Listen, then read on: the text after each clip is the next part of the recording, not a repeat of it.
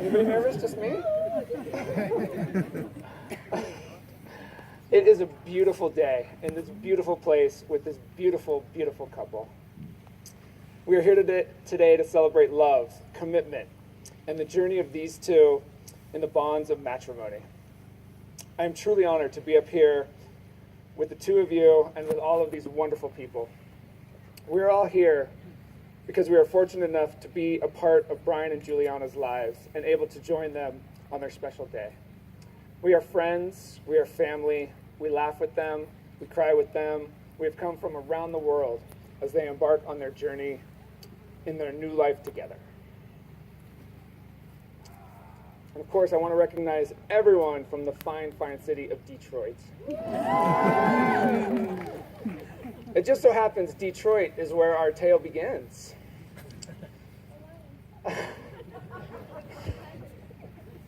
Some people meet as children, some in college, work, online, a farm in Guatemala. Brian and Julianna needed a little bit of help, a bit of serendipity. Some of you know the story of how they met, but I'm going to tell it anyway because I have the microphone and I'm in charge. In 2011, on our annual football trip, we take a 49ers trip every year, we chose Detroit as our destination. While there, Derek heard about a restaurant called Slo's barbecue place. We wanted to try. The food was delicious, and our waiter was even better, Thomas. He suggested we go to the bar he worked at that night, the Grand Trunk. Dressed head to toe in 49ers and Giants gear, we ventured to the bar and found ourselves a table. As it became more crowded for the Tigers playoff game, a young couple asked us to squeeze in at the end of our table, which of course we obliged. After some time, a young lady, Julianna, came and sat down and struck up a conversation. After what was assuredly a riveting conversation about the Polk administration, I don't know how we got onto that, Julianna asked, "How do you guys know Michael?" To which all six of us replied, "Michael who?" It turns out that the young couple was there for a birthday party. Julianna knew them and assumed that we also knew them. It was a funny twist of fate. But before Julianna left to join the party, she mentioned she would be going salsa dancing later. Brian got her number, texted her, met up with her for just one salsa dance, had dinner with her the following night after our football game. 49ers won. And then went back home to Texas. Their first date didn't really occur until he came back for a visit in December. And now here we are. Long story short, for these two to even meet, we had to go to Detroit, eat at Slo's, have Thomas as our waiter, have him suggest the Grand Trunk, have Michael have a birthday party at the Grand Trunk, have Julianna go to said party, sit at our table, and strike up a conversation. And the Tigers playoffs. And after all that, they actually had to like each other. In preparing for this, I was able to sit down with Brian and Julianna to talk about what their first impressions were, what drew them to each other. It was great to hear their thoughts, their memories of when they first met. I also got to hear a few stories that I had not actually heard before, like that Julianna did not know Brian's name until partway into dinner the next night. I'm not going to tell that story today, but if you want to ask her about who Brian Houston is in her phone, please feel free.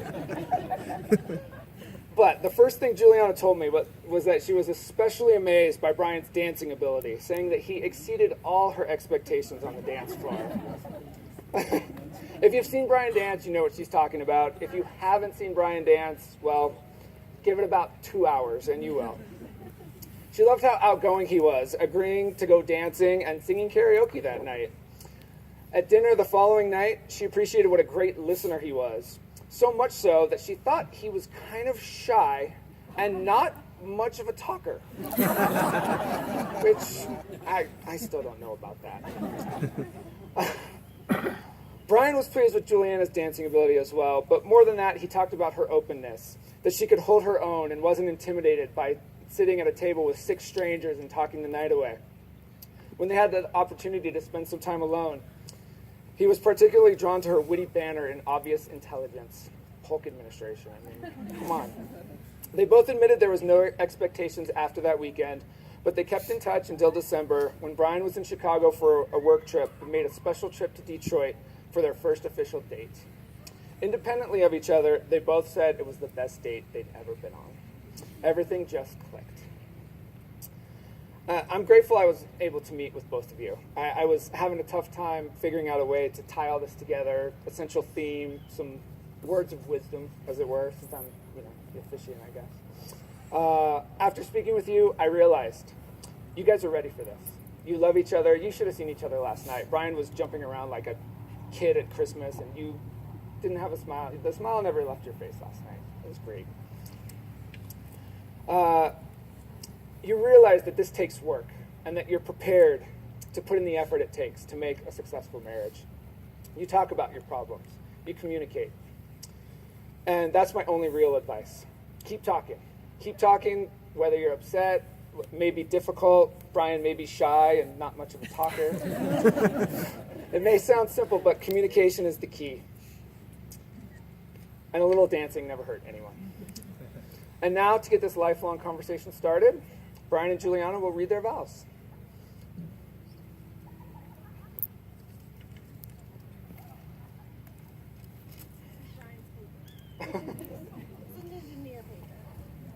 Yeah.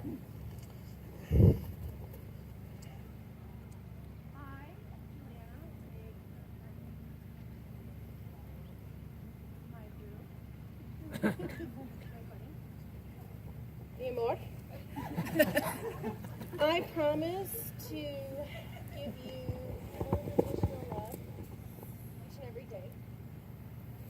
I promise to support you in all of your personal and professional endeavors. Is my legal language. And to continue striving to be your best partner every day. There's nothing more important. I promise to only call malarkey on 5% of your facts.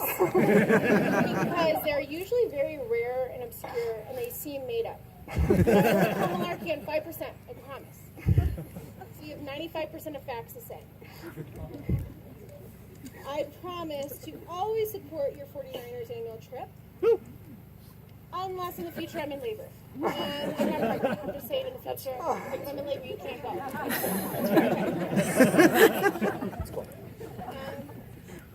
I promise to be your forever co-adventurer. Every day. Whether it's burger crawls or hikes or whatever you want to do, tiki bar things, we'll do it. We're going to do that. And I, of course, promise to hold you from this day forward, for better or worse, for richer or poor, sickness and health, for as long as we both shall live.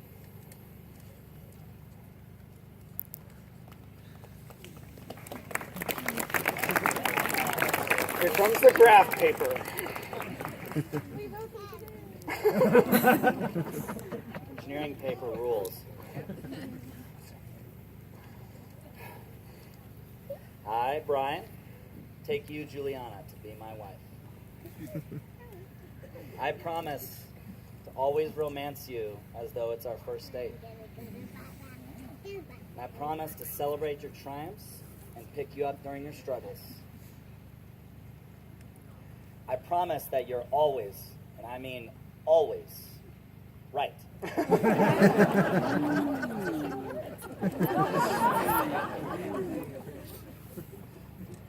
And I promise we'll seek adventure wherever it can be found, and we'll laugh to the end of our days. And of course, I promise to have and to hold you from this day forward. For better or for worse, for richer or poorer, in sickness and health, for as long as we both shall live.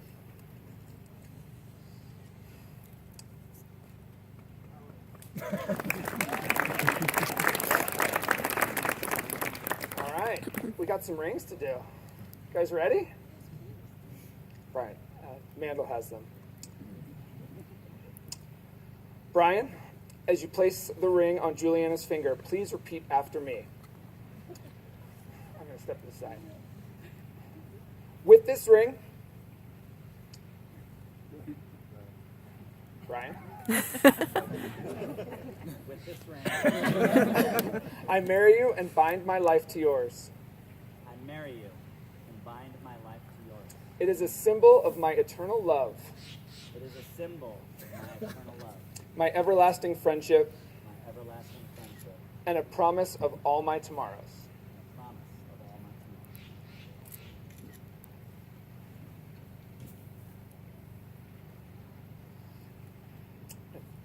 Julianna, as you place the ring on Brian's finger, please repeat after me. With this ring, I marry you and bind my life to yours. It is a symbol of my eternal love, my everlasting friendship, and a promise of all my tomorrows.